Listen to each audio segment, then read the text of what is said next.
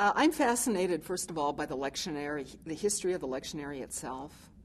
In the April 1977 issue of the journal Interpretation, the entire journal is given over to several essays on the lectionary, including the very ancient forms of the lectionary that are deeply rooted in Judaism.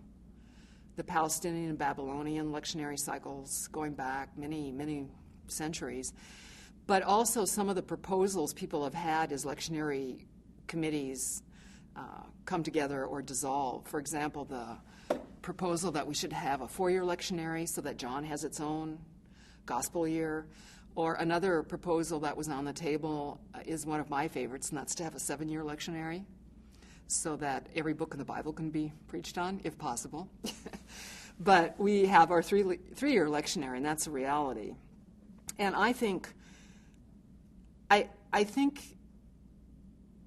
the texts can be preached afresh if, for example, the preacher doesn't always preach the gospel. Let us say 1 year it's an epistle text from that Sunday, a given Sunday. Another year it's the Old Testament text. Another year it might be the Psalm. I think some people tend to define preaching the gospel as literally preaching one of the 4 gospel texts. And I think that's a short-sighted way to view lectionary. And I think people are afraid to preach some of the Old Testament texts because most pastors I talk to say, I didn't get enough of Old Testament preaching in seminary. And I really feel hesitant about preaching it. And yet I think, the people hear these wonderful texts, but nobody follows up on it, by and large. So I would say one way that one could preach lectionary afresh is to say, am I always preaching literally the gospel text? Can I preach gospel by using these other texts? That would be one way.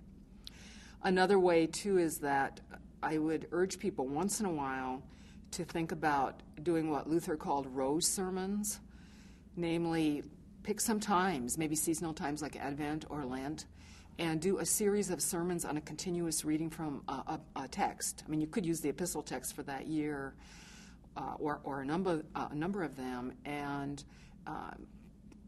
let people know we're going to focus on this book for a period of time.